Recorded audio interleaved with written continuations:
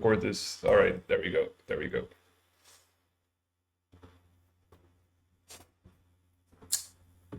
Sound keeps dropping. That is odd. All right, but most people seem to be able to hear me. So let me know if it keeps popping up, because then I can change my mic if that keeps happening. And maybe that will work.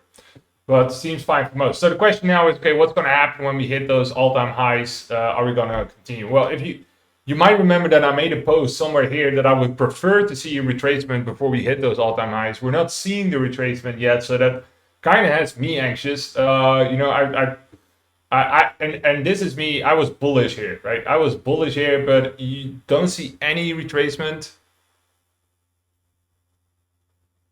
Don't see any retracement here. And we're heading up, and I said my point being is that if you just head straight up into all-time highs, then you don't build no support, so it's very easy to smash it back down again. I'm not saying we have to go here, by the way, but just a matter of speed. So what I said was it would be better if you just have some kind of support building up before breaking out. In my opinion, that would be much healthier for the breakout, and so far we have not seen it. So this is something I'm personally very cautious with, that if we break this all-time highs. I honestly think it would be even better if we would just reject here and then kind of build the base before going towards that all-time high. But it's not like, I'm not saying we absolutely have to tank like this, because we grabbed a shit ton of liquidity. This is a great retracement so far, but it is not the ideal scenario to approach the highs, in my opinion.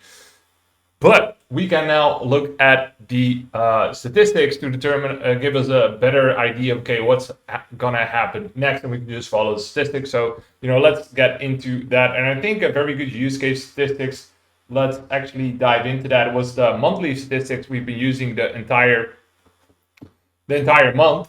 The month opened right here. Let me actually just get the chart, because I made a chart today. Posted it. Whoops. No. I don't want to do any spaces. One of the questions we often get, right, is, okay, how do I use the dashboard? Well, there's multiple ways of using it, right? It really depends what your trading style is. Are you a scalper, day trader? Do you trade reversals, continuations, mean reversals? But in the main...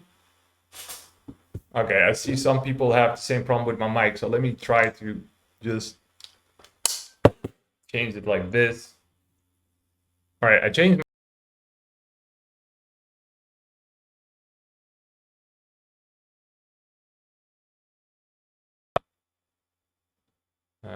Test. All right. Now you guys should hear me again. All right, let me know if this is better.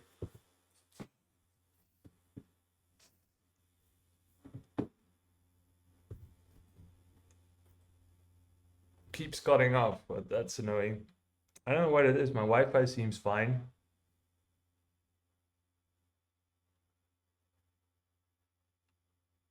Good for me. Okay, well, I'm just gonna continue. I wouldn't be able to solve it now anyway. Yeah, maybe it's just because when I stop talking. Okay, it seems good. We're just gonna go into this. But this is the main image I wanna talk about, the monthly statistics. Right? How do we use the dashboard? Well, one of the main ways I like to use it is for a bias, right? To create a bias.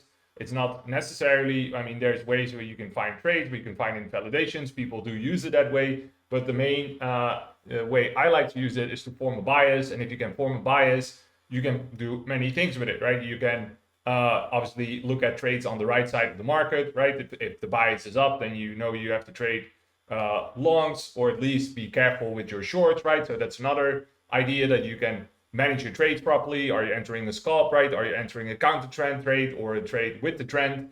Obviously these things give you great information. So for example, a very good example of that was the monthly this week or this month, where, and let me just go over that in detail.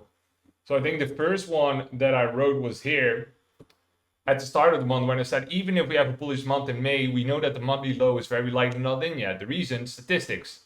We currently have a wickless monthly candle, of which we know the following. Over the last 6-7 years, 100% of months had a big red wick, than we currently had. So we know for a good monthly low to form, we need at least some sort of wick. All we have to do is follow these statistics to realize when a good low has been formed. But for now, we don't have it yet. So that wick warning I was talking about was this one right here. We had a wickless monthly candle, and 100% of P1s have a bigger wick. And therefore, we have that warning that we know by now. So this one was posted right here. So this one was posted actually as we had that very bullish run up into the month. And the reason, by the way, we're going over this is we're going to run into where we're going. But the reason is also because I just want to show you how can you use the dashboard, to form a bias. And this is a good way of doing it because we'll just go over all the statistics. Now, you might remember that we had this very bullish monthly open, and at this point, everyone was mega bullish, right? People were longing the top, as so often happens. All right, DD, fully closing the app and restarting it, solved it for me for now at least. Well, that's good to hear. So maybe that's a solution. But so here everyone's bullish, and what we saw on the data was okay, but like the monthly low is really shitty. So we know that and that was also my message, even if we have a bullish month in May, right? This was not a good low. Well, what happened after? Price went down, put in this monthly low right here, and now moved up. Okay, and then what we had here is another tweet saying like monthly stats are starting to look pretty good for continued upside, and that one was here. So let's go over that. So I said that here actually that now all we need to do is to keep reading statistics to see whether we are going to have a bullish or a bearish month. And right now it was too early to give a confident bias, but then I said by the end of this week, we'll probably already have a clearer picture of the most likely direction for May. So that was May 5th, and you see May 11th, so that was actually the end of that week, where I said, okay, monthly stats are starting to look pretty good for continued upside. 75% chance pretty much. Why 75% chance of further upside? Because of the following. You see that it's very unlikely that P2 is in, right? So that means that either we need a new high or a low, because 91% of months form a new P2 after May 10th, which at that time was the time of the second pivot of the month, right? So in this case, it was the monthly high, and 79% of months have more displacement. So we know with a lot of certainty that we're gonna see either the high taken out or the low taken out, right? That's almost, well, very high, 90%.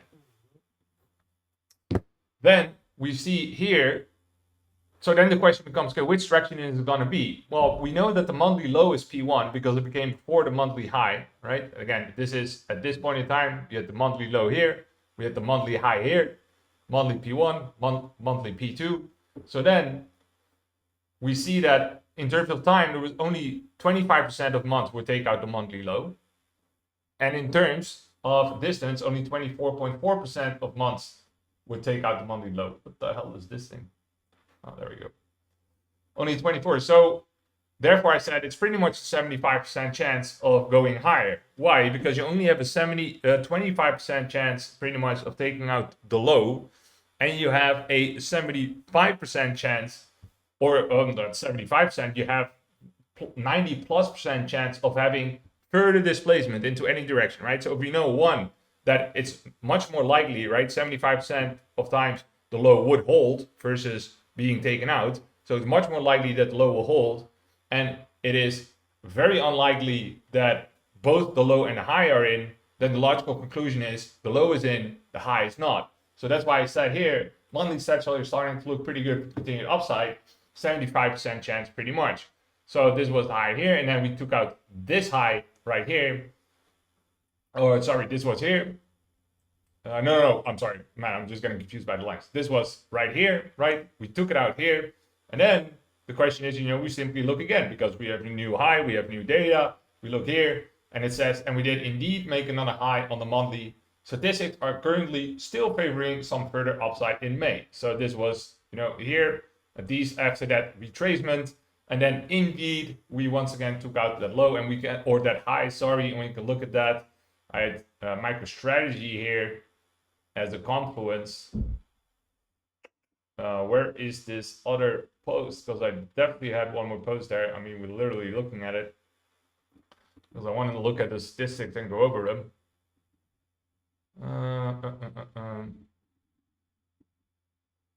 There it is. So then at this point, you can see, so this is when things become really clear, right? Low P1 flip risk, 2.6% of months took out the monthly low, right? 2.6%. So at this point in time, let me check. This point in time, you have only 2.6% chance of taking this out, and at the same time, you still have quite a high probability of further displacements.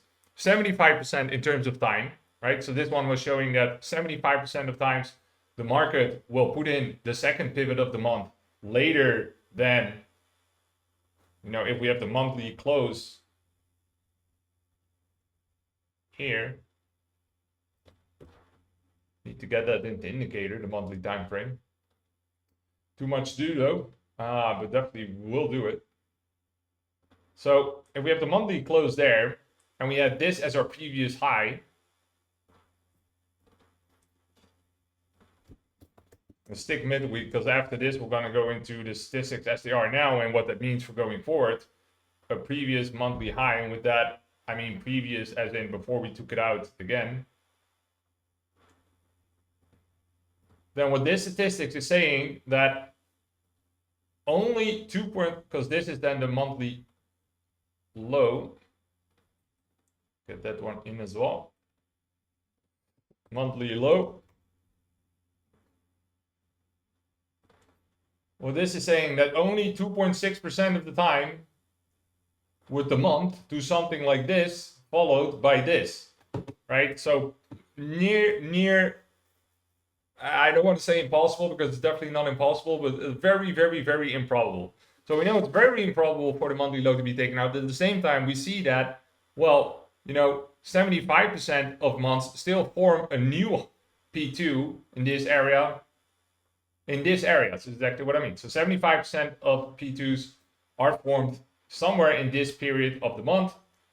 Therefore, and even more so, 92.5% of months moved further than 14.8%. 14.8%. Right? We have 14.8% measured from here to here, and we see that 92% of months go further. So that's why I said here that there is still statistics are currently still favoring some further upside in May. Now, there's one more thing I want to say before I go into the current statistics and when we're looking at that, and that's this warning. I know I talk about this a lot, but I really want to make this clear because some people get confused of like, okay, yeah, but the flip risk is low, but this said that 90% of monthly lows have a bigger wick. And yes, that's true. So this is a very small wick, right? This is a very small wick for a month because it only happens 10% of the time. But there's a big difference because if you might remember, we had that warning here and we said, okay, well, we're going to take out the monthly low. And we had that warning here as well. So the question is, why did we listen to that warning here? And why are we not listening to that warning here? Which you basically have to, well, first of all, here the warning was 100%, right? Which is obviously really, really high, which would have meant that this was the lowest, the smallest wick to be formed in the last 6-7 years of Bitcoin. So that's one thing. The other thing, though, imagine if it was 90% still, is that the context is very different. What you basically have to read is that this warning, small wicks can hold, but they usually only hold after strong trends, right? During strong trends or after strong trends. Here, you did not have a strong trend yet at all. Price just, on the daily, this was quite a move, but on the monthly, it's nothing crazy, right? And you could see that in the statistics as well at the time. I mean, we don't have to guess, we actually have them. The statistics at the time were saying, let's see. Here, we had still a very high flip risk. 87% of months took out the monthly low. This one was not clear that the monthly low was in. So these things are also statistically indicating like, hey, there's a good chance we're still going to take that out. Whereas now, the world is looking completely different, right? You go here and look at that, right? Low flip risk, 1.3% of months, 1.3 now. 14.3% of months took out the monthly low here. In other words, there is a strong trend. And you don't even need to look at statistics to see that because we see that here we had a very strong move upwards away from it. So yes, there is still the warning that there's a low very small wick. But what you basically have to read it as is that small wicks can happen, but they usually only hold after a strong trend. So if we move here quite weakly and don't really push forward, then a warning should be heeded with caution and you should expect to take out that monthly P1. However, if we have a small wick, but P1 flip risk is low because we had a strong trend, then I would ignore it. So that's why currently I'm not looking at it. What's up, Yip? Good to see you, bro. Okay, so now we get into the meat. We explored now where we came from during this month as a nice little exercise to see how we use the dashboard to form a bias. Oh, and by the way, before I really say that, you can see the use case in this. I mean, there's a lot of people who've been looking to short all this way, right? They've been looking to short this, they've been looking to short this, they've been looking to short this, they've been looking to short this. They're shorting all the time, and shorting has so far gotten a lot of people wrecked. Would you have shorted if you would have seen the statistics? Probably not, right? Because statistics were heavily biased for further upside. So if there's further upside on the monthly, do you really want to get into shorts? You might want to get into shorts, yes, but it will help you manage your trades because, say, for example, I don't know, you short this. I'm just wild guessing here. And what a lot of people then do is like one of the main mistakes you see people make is short something or trade something, counter trend, and be too greedy with their take profits. Because then they're like, okay, this is a good short, and I'm going to take profits at like 90K because that's a nice target because we need to take liquidity, right? That's what a lot of people say. However, if you see the monthly statistics that we just discussed, you would have seen that there's a very low probability of taking this out. And in fact, higher prices for the rest of the month are much more likely. So how are you going to adjust your sizing, right? Your bias, at least. You're probably going to take profits much more aggressively because you know that downside most likely is limited, right? So it really helps you manage your trade if you know the bias, if you know what the most likely direction of the market is. Let me get out of replay mode here because we have a new high. And there we go already. So this is what I wanted to get in, but it seems like I'm almost too late because what I wanted to say here is that there is still a very high chance, and this is what I was building up to, of taking out that monthly high. Why? Because of this. 92.5% of months moved further than 15.7%. So we still had very little displacement in this month. At the same time, we are now more sure than we were already pretty sure, but we're more sure than ever that the monthly low will hold, right? The monthly P1, because we see that only 1.3% of months took out the monthly low. So that is obviously very, very, very little. And at the same time, and this is, by the way, good. This is still moderately biased for forming a new P2. The time-based statistics, right? 67.9. It's not bad at all. But even if this was 50, I would put, you combine these two, right? So this is 67.9, which is still pretty good, right? It's almost 70%. But then you have this one next to it. So in this case, 92.5% of months move further than 15.7%. So there's like a very, very, very high chance. You put these two together and you say, well, there's still a very high chance that P2 is not in. And once again, we draw the same conclusion. We know that P1 is not going to be taken out, right? And we know that further displacement is likely. And if further displacement, it's not going to be to the downside, then we know it's going to be to the upside. So the conclusion is that we are very likely, if we believe these statistics, going to take out the all-time high, or at least all-time high. I don't know about all-time high. Let me actually, what's that? 1.77% more? Yeah, that's very reasonable. Yeah, there's a very good chance we're going to take out the all-time high this month already, which I don't know if I'm super happy about, but we'll manage the... We'll see what it does when we get there. I'm definitely not selling yet. And then we go to the weekly and we can do the same thing. And we see that, well, by now the weekly seems pretty safe as well. So let's get the weekly out. And this one we do have in the indicator. So we do have the weekly P1 seems pretty safe. And if you might remember, I actually also said that the weekly high didn't look great at the start of this week. We'll get into that as well because it's not a way of using it. But let me get this one out and this one out. We went over that. So low flip risk, only 16.8% of weeks took out the weekly low. 87% of week form a new P2 after Wednesday 7:30, and unlikely that P2 is in because 91.5% of weeks move further than 5.9%. So the conclusion is that both the monthly is favoring further upside as well as the weekly is favoring upside. So, well, I guess this is also the last week of the month. I guess we have a couple of days left next week. Oh no, actually next week is the last week of the month. So Saturday is the 31st. So it could also still be upside on next week, but in this case, it looks very likely that we're going to see more upside this week, right? So it's just another very good indicator of why you shouldn't be shorting this move, at least not yet. Like there's definitely shorts. This is not the place to be bullish. I'm not saying to, like the place to be bullish where at least I was very bullish was down here, right? This is not the place to get overly bullish to start looking for breakout longs or whatever. I would say that's a very unwise idea.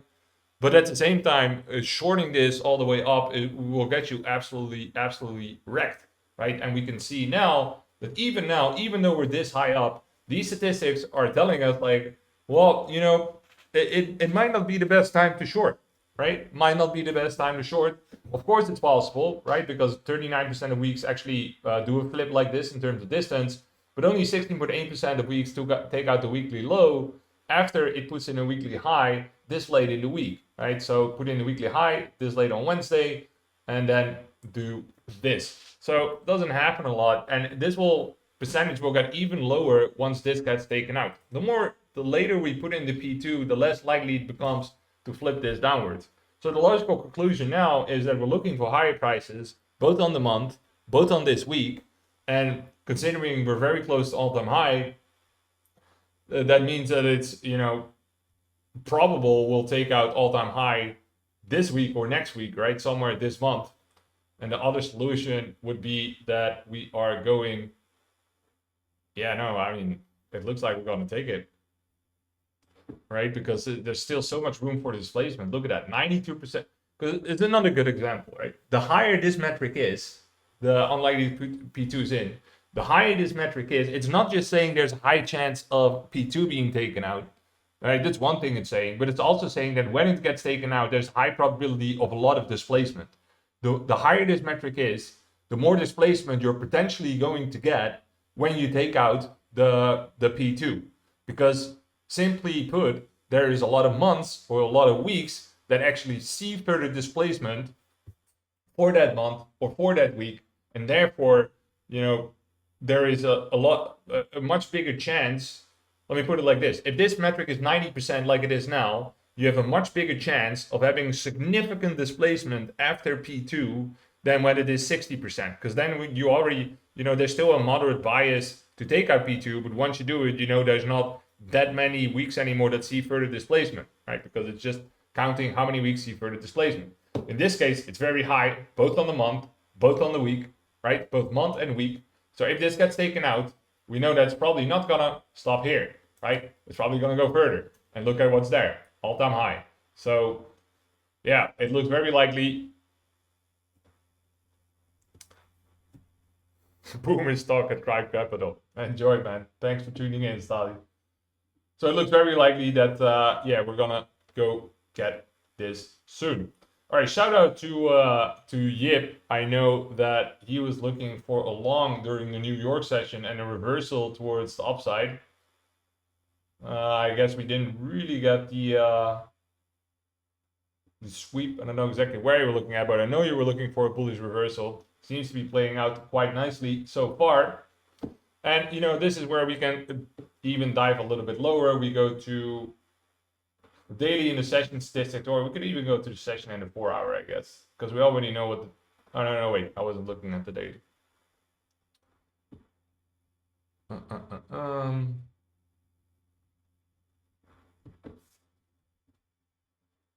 All right, so now the daily is saying 29.1% of days took out the daily high. Well, I think we're almost there. The daily high is this right here. 34.2% of days took out the daily high. So this one is not that big. This is also, yeah, not super big. 30%, 30 against 34. So let's say just over 30%. So let's say one in 3 days would take out the high, and this is then where I apply context, right? Because 1 in 3 days take out the high.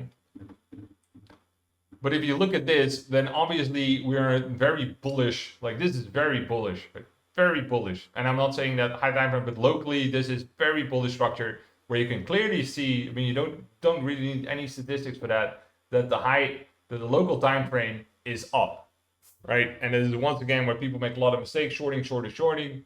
The local time frame is definitely up until proven otherwise, and so far we haven't seen a significant sign of weakness. So I wouldn't be paying a lot of attention to any of the big short signals personally. And what that means is that if you're going to take out, so 1 in 3 days would take out the high, which is not extremely low. And if it were ever going to happen, I would personally say, well, this would be a good environment to do it, right? Because you have a very bullish local time frame structure. So 30% in this case would not be enough for me to say, well, I'm going to take like a massive short there simply because the context is way too bullish. Then if you go towards the lower time frames, you can clearly see that this is a range in the making. This is a range in the making. The volume profile is not good for it yet, but you can see that locally we are starting to form sideways price action here. And we might just blast through it. There's a potential range. It's absolutely not yet confirmed, but I do see signs of a range performing there. So then that's not necessarily something I want to be trading against. So I would be very cautious there. So my opinion on the daily stats that I would hereby conclude, I don't see a very definitive bias here because it is against the context of the bias is slightly bullish, right? Slightly in favor of the high holding, this one holding.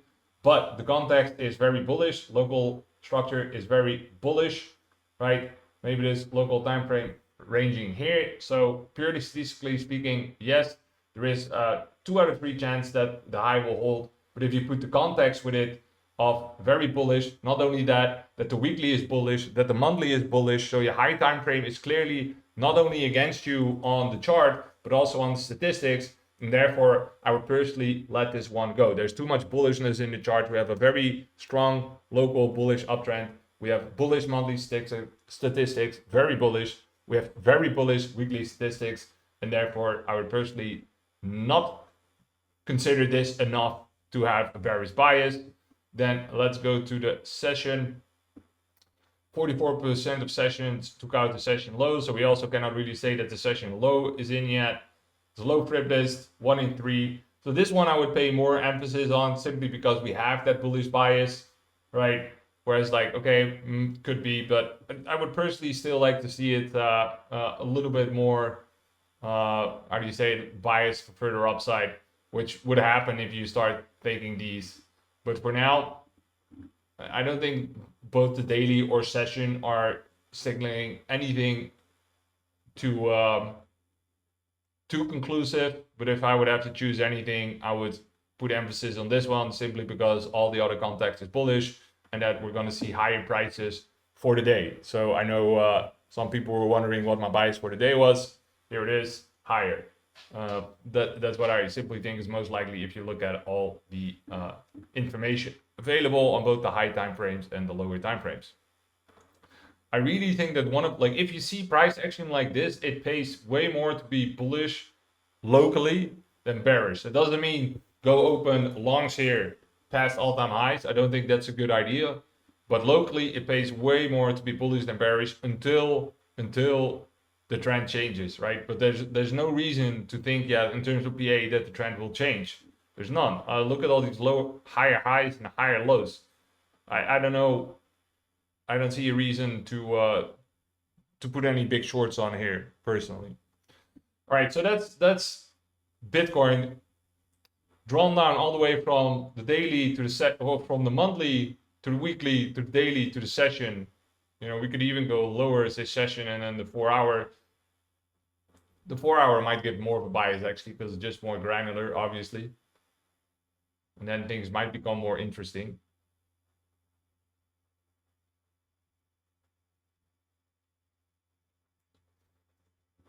4 hour, yeah. So this one is more biased for the low to hold, right? It's 27% against 26%, and still very much biased to go higher. So if you know that the 4 hour candle is more likely to go higher, then by the time this 4 hour candle is done, you also know that the session is going to be, you're going to have new highs on the session. So these percentages are going to be lower. So this is actually a good way to get ahead of what's going to happen in the session. We just look more granular. We see, well, the first half of the session, right? Because the New York session is 2 4 hour candles. So the first half of the session, we will probably see upside, right? With 75% certainty, considering that all the contact is bullish. That is a good thing to keep in, to go,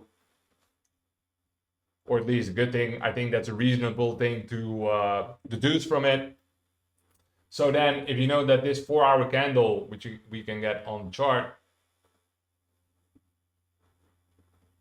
let me get 4 hour on. This 4 hour candle is going to continue bullish, and by the end of it, the session is probably going to be even more biased for bullishness. So we know that the first half of the session, bullish, second half of the session will depend on what statistics are saying by then. But for now, everything for me is leading to conclude that all the high time frames and only the daily. So that's the thing, right? If we conclude everything now, monthly time frame, bullish, weekly time frame, bullish, daily time frame, slightly moderately bearish, but not decisively. Session time frame, slightly leaning bullish, nothing crazy. 4 hour time frame leaning quite bullish.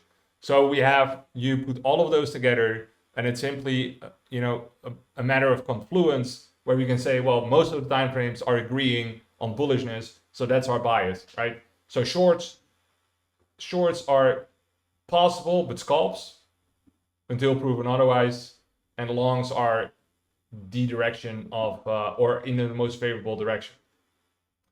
And that is even, like, again, I wouldn't open any swing longs here, but even here it remains true this high up. But personally, I really hope we don't take all-time high and we just start retracing. It can happen. It would need an improbable event, right, for proper retrace. We've seen that in the statistics.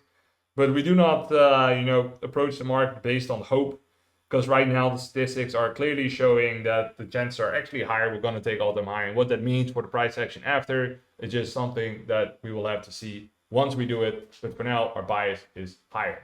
All right. So one thing we can do then is basically go to the overview page and see if there's any confluence in what we can find. I have these. Man, I swear I will start trading Tesla as soon as I have time. Let's go to there's one more thing I wanted to say actually. But let me just check the weekly on Tesla. I need more data. Like I really, man, I've been looking at statistics. I've never traded TradFi before, and I don't have time to trade the lower time frames at the moment. But as soon as I do, I will go to trade Tesla, because I've seen some insane statistics on them. It's just stupid. Look at this. This was already yesterday. Pretty high chance of further displacement. We have a nice retracement all the way up to the 0.5. 75% chance of holding the low, 86% chance more distance, 15%, 14% chance actually only to take the low in terms of time, 87% chance more distance. I mean, what more do you wish for, right? Anyway, I digress. So I used this overview page the other day as well. This was yesterday, I think. Let me get that screenshot that I have right here. There we go. So this was before we took out this high. I already said, okay, these highs are not looking too great. All these weekly highs are not looking too great. And this was, you cannot see it very properly because the resolution on the screenshot is very shit. But the percentage of P1s further, all of these were very high. So these were all bearish weeks, which means the weekly high was the P1. You can see here, 98%, 95%, 93%, 93%. Super, super, super high, right? And retracements were already starting. So this was actually, you still have quite some room to go towards weekly highs. Because this, for example, means that there's a weekly high was put in first, the weekly low was put in second because we're bearish. And the retracement was at the 0.3 for ORD USDT. So we're still pretty low. The higher the retracement, the closer you are to the high, because it measures the retracement from P1 to P2. If you pull a fib from P1 to P2, this is what you get. So what I said was these highs are not looking too great, and it was the same for Bitcoin, because what this is pretty much what you see here in the warning. So we have that warning. Let's see here. There's now no warning, but you probably, if you use the dashboard, you know what is there. It is actually this metric right here. So in terms of distance, the warning is basically saying if there's a very small wick, right, you get the warning. So that's just what that metric is. Only then it's not in the form of a warning. It's in the form of a how do you say it? It's just in the form of the raw metric itself. So this is showing that the SPX is bullish and that it has a very small wick, because 92% of weeks have a bigger wick than what SPX has currently had. So this is what we had on a lot of assets on the weekly as of yesterday. Now, probably most of these got taken out. So here you see 98%. We have a very low wick on the top side because we're bearish, and 98% of weeks see a bigger wick to the upside. 95% of weeks see a bigger wick to the upside. You take into account that we're also in a massively bullish environment at the moment. So if we put 1 and 1 together to get 2, what we know is that these small wicks usually only happen after strong trends. So what you're betting on is for a very strong weekly downtrend to happen in a massively bullish environment. Not impossible, but definitely improbable. So that's why I said all these weekly highs are not looking too great, simply because many of these would form a bigger wick, right? That small of a wick is very unlikely. And you combine that with the fact that we're bullish. So that's why I say these highs are not looking too great. And now you see also on Bitcoin, there was I don't know, Bitcoin's not in here, but Bitcoin had a similar statistic, very high. I think it was 88% on Bitcoin. And that's why I said these highs are not looking too great. I don't know if 40 actually got taken out. Maybe some alts didn't. I don't know how strong alts are at the moment. Let's see. 40 not yet. Let's see some of the other ones. Let's just check. Oh, I put it. Then the other one was, I think, Solana. Also not yet. So I do still think we're going to take these out because these metrics still hold. And considering that Bitcoin is bullish on all the time frames, I mean, yes, Bitcoin is stronger, but it's hard to imagine you're not going to take these out. So we're still very, very close to them. And the statistics are still relevant. So you would expect these to still get taken out, which makes sense if you look at Bitcoin, when you take into account that most likely you're going to see further upside, right? For the week, for the month. So if Bitcoin goes to all-time high, then for sure we're going to take out these weekly highs. So that's a very interesting way of using this one, right? You're basically spotting reversals. But what we can do is basically check all assets and get a better idea of, okay, what exactly is going on in the markets. Let me just get only crypto assets there. That'll be better.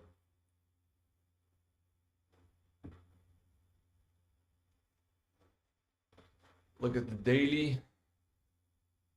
Man, this thing loads so much faster than it did before the update.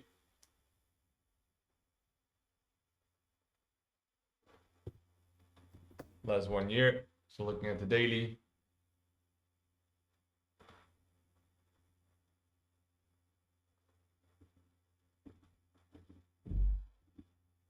So you see, this is nice. There's not a lot of high values here, which means the wicks are not that great or not that small. Nothing that you should be very cautious about. Some of these, yes.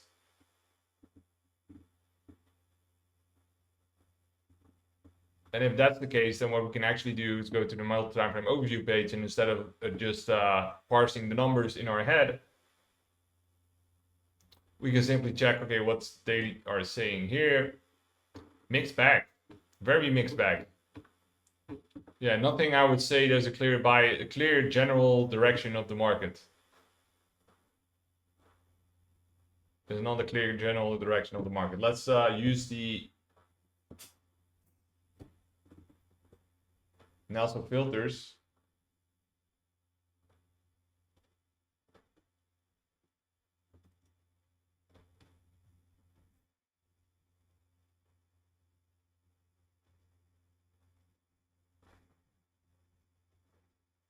Bearish, bullish, bearish. It's really a mixed bag.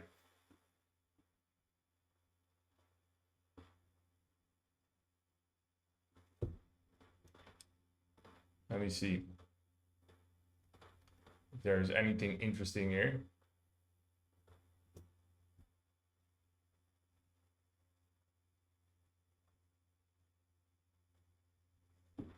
All right, so I'm just selecting these so I can see what their time statistics are saying. I just want to have a quick overview of what is interesting. The TRB looks interesting. Yeah, so TRB looks actually pretty good for a further downside for the day. Because TRB is bearish, only 20% chance of taking out the high, 85% chance of more distance, 14% chance of taking out the high when you look at time, 93% chance of further displacement. Nothing alarming on this side. So TRB actually looks quite weak, even though Bitcoin is looking strong. But I mean, personally, I wouldn't be looking for. Oh yeah, no, well, it does look a lot weaker. But personally, I just wouldn't like to short as much if Bitcoin is showing so much strength. So I prefer to look at maybe the bullish ones, which are these. And then we get a more granular selection. Let's see. Link 2316. Oh, that looks pretty good.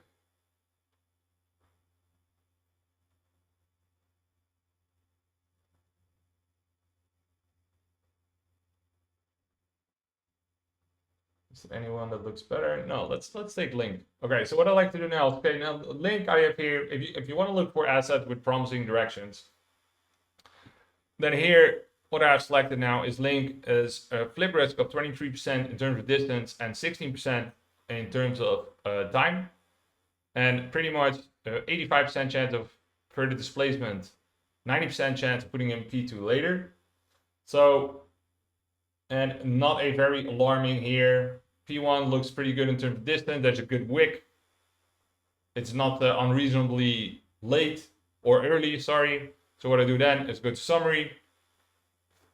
Probably I want to see the weekly and the daily first. Go to Link.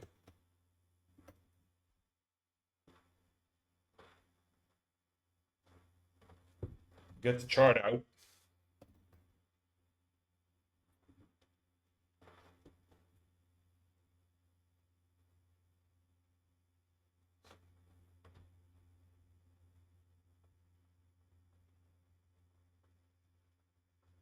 All right, so Link's not saying much on the weekly.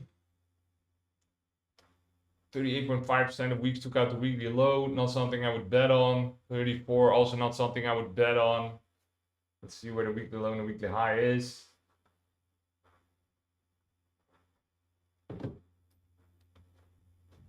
Yeah, just purely on the weekly, I wouldn't bet on that. But then this is looking very promising. So then we can go to the daily and the session.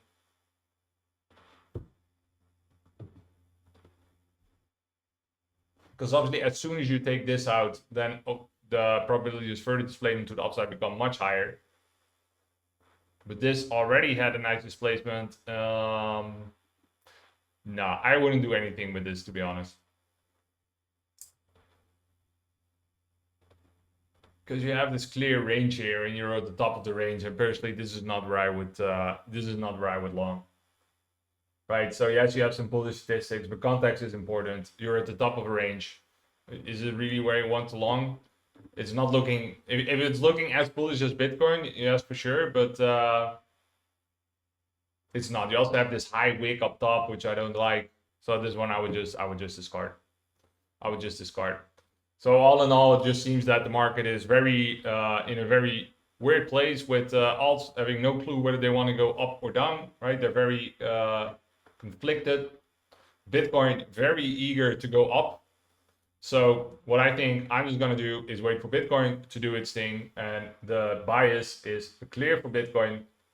I think starting in next stream, I think it's already been a little bit too long. I'm also going to look at, I'll probably divide my time a lot on Bitcoin, Ethereum, and Tesla. I just really want to get into trading Tesla. I mean, let's just do that now for a bit. For the boomers, let's go Tesla. Because Tesla is just giving such, and you know my bias for Bitcoin, right? On pretty much all time frames higher. I think we covered that pretty extensively.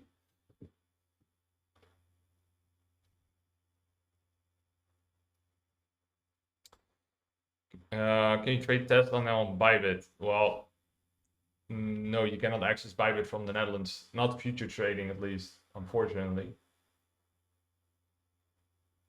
Here, look at this. So Tesla now on the day, 8.8% of days took out the daily low. And this one then, I mean, this one is so low that I would discard this one. You said 84% of days form a new P2 after 15. And unlikely P2 is in 100% of days move further than 1.4%. The session is also, the New York session, only 16% of lows took out the session low. So you still have quite a lot of displacement to go for the session. Although in this case, yeah, I wouldn't take that. Hell no. there's actually a very low probability of taking this out, only 8%, but there's a complete lack of volatility here, in my opinion. So I don't think I would go for that one. We can look, however, what the weekly and the daily is saying. And the fun thing about stocks is also that you have a lot of data for monthly statistics. So for example, here I tweeted about odds are favoring continued upside for the remainder of the month, pretty much with a 80 to 75% probability. And look at that, bang, all right, further up. Very nice. But would I necessarily take along here? No, I don't see myself doing that. Although, man, honestly, no,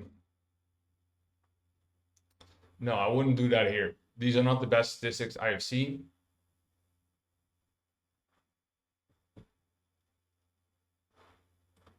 When did yeah, 14.9% of weeks took out the week below, 23%. Okay, so also this very nice, right? So very high probability of going higher for the week on Tesla, where the weekly low and the weekly high. So that might change things. So there's and this also looks good in terms of, yeah, I've never traded TradFi, so this is like a live learning journey as well. But I'm pretty sure you can take almost purely statistical driven trades from on these TradFi markets, especially on Tesla. Like this looks very, very biased for further upside. And this, I mean, the session especially, just look at the session on Tesla. Let me show you the difference actually between Tesla and Bitcoin. So let me switch to Bitcoin first.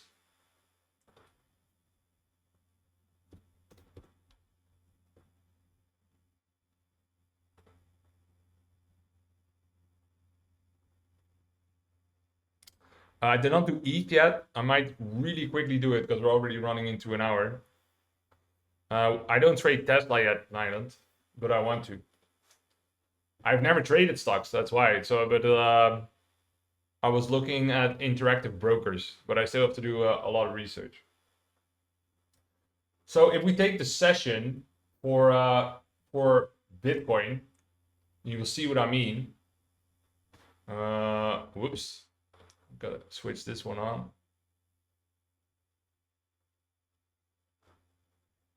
Yeah, look at this. This is the session for Bitcoin, where we can see, there is a pretty much an 80% chance or 85% chance to put in P1 in the first 3 hours. 85% chance in the first 3 hours. This is what you have to keep in mind. Let me screenshot that so we can look at it. All right. So this is Bitcoin. Now let's go to Tesla. Oops. Oh, wait. Sorry.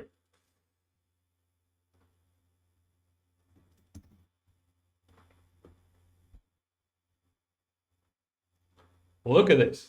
83% of New York sessions put in a P1 in the first 30 minutes, which is absolutely ridiculous. Which pretty much means that if you put in the first 30 minutes candle, and after the first 30 minutes, you take out the 30-minute high, you know that 83% of the times you would continue to go up. If you take out the 30-minute low, you would know that 83% of the time you continue to go down. So what happened now is exactly that, is that we put that first 30-minute candle here. This is the first 30-minute candle of the session, and the P1, P2 indicator doesn't have the session for stocks yet. And then we took out the high. So only 30% of the time would we take out this low. Now, personally, in this case, I wouldn't bet on it. I mean, maybe this is just how stocks operate. That's why I want to keep on looking at it in the stream as well, so I get a feel for it. But I would obviously prefer to see a little bit more structure or at least some volume, some volatility, rather than just a super small range like this. Because in my mind, it's like, okay, yes, it only happens like 17% of the time that you would then take out the low. But if it were ever going to happen, this seems like very good PA for it, right? Especially this looks kind of threatening, if you ask me. So we're actually going to see a very unlikely event unfolding here, but I would personally never jump into this regardless. So, if it's going to be this easy to spot where not to take them, that would even increase the potential win rate, because this is just ridiculous. 83% in the first 30 minutes. And you see that all over stocks, by the way. I've seen that, but Tesla is the biggest one I've seen. So this one I definitely want to keep into account. So this looks like it's going to take out the low, which would be the less likely event, but let's keep an eye on it. Crazy statistics. Crazy. But for the week, you would still expect to take out that high. And you could look at the monthly statistics as well, because we have a ton of data. I think we have 15, 20 years of data for Tesla.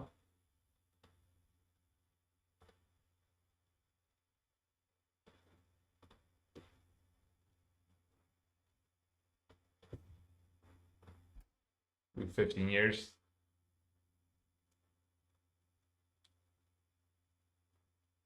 Yeah, it's getting less likely to have further displacement, right? So it's not as interesting anymore as it was earlier in this month, where we had very clear statistics. All right, finally, let's look at Ethereum. I'm just going to look at statistics because we're already running pretty late. Crypto, go into ETH. I'll do the same as what I did with Bitcoin. Start high, go low. So we're just going to do statistical analysis. I know out of the top of my head that ETH looks quite bullish locally at the moment. Well, not just locally, it looks pretty good.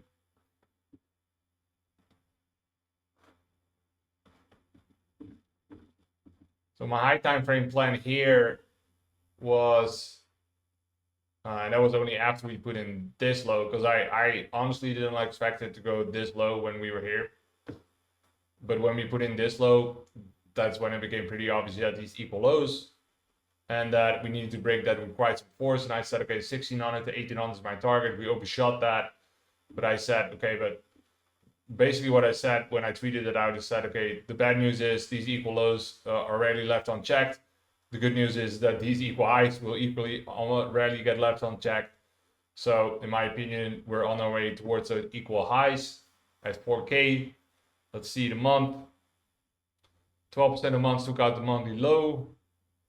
Yeah, okay. So in this case, I would not bet anymore on this month having further displacement for ETH. Yes, 82% of months form a new P2 after May 13th, right? So we have a lot of the times we would form a monthly P2 later on, but at the same time, only 12% of months moved further than what we've had, right? So ETH had a very bullish month, top 12%, top 12% of months in terms of distance. So if I see this, I'm going to put less emphasis on this, right? Because it's simply unlikely. Current week, well, likely to hold the low. More or less a little bit the same. Well, this is less conclusive though. So you could stay, so it looks likely that you're still going to take out the weekly high, right? Because you have 20% chance of taking out the weekly low, and 90% of weeks form P2 later, 63% of weeks form move further. So this is not super convincing in my opinion, but it is definitely still biased for higher. But since the monthly high, I wouldn't expect much higher prices on the monthly unless it starts doing some really crazy shit. So most likely some consolidation here, which would be really good actually for Ethereum if it starts consolidating here before the next leg up. I would love to see it. Would really love to see it. So that's my bias for ETH, not necessarily immediate upside consolidation, because simply put, you're betting on a low probability event for a lot of further upside this month, which in my opinion is not worth betting on. You would be betting on a statistically unlikely event. And then we have the current day, which is also biased for further upside. So you would expect further upside for today, and then also a little bit for this week. And we got really close there. Yeah, this is not something I would bet on. No, I would not bet on further upside. I would not bet on further upside. The 31% took out the daily low, and we have, yes, only 13% of times where we take out this daily low. So purely statistically speaking, those are good odds to do this. But I personally don't like to see the retracement this close to the low. And besides that, you are clearly transitioning here to a ranging environment, right? Which is not suitable for ranging trades or continuation trades. It is definitely suitable for ranging trades. But you are looking for trades in a range. You're looking for trades at the extremes, right? Here or here. Now we're not an extreme. We're literally in the middle of the range. Personally, not something I would like to get involved myself. So for today, I would personally like to let this go. The week looks biased for the upside. So then what you get, but the monthly does not, right? So here we have the monthly high, weekly high here. So what you want to, or what's the weekly high was here. So what you're basically looking at is that if you take out the weekly high, then it becomes interesting to look for a rotation back down. But given the bullish environment, I think I would prefer to just wait for the lower areas here instead of shorts, because I do think that we're more primed for longs at the moment. So my bias for Ethereum is consolidation here locally, at least for the rest of this month, and then check back to see what we're doing. A high time frame bullish. Okay, guys, that's where I want to leave it at. Long enough, lots of info. I hope my bias is clear. For Bitcoin, expect higher prices both on the monthly, on the weekly, and on the daily. Ethereum, expecting consolidation. And let's check back in a couple of days to see how we did. Hope you learned a couple of things on how to read the dashboard. Any questions, as always, let me know in the chat, and I'll catch you on the next one. Thank you very much. Catch you later, guys. Have a good one. Ciao, ciao.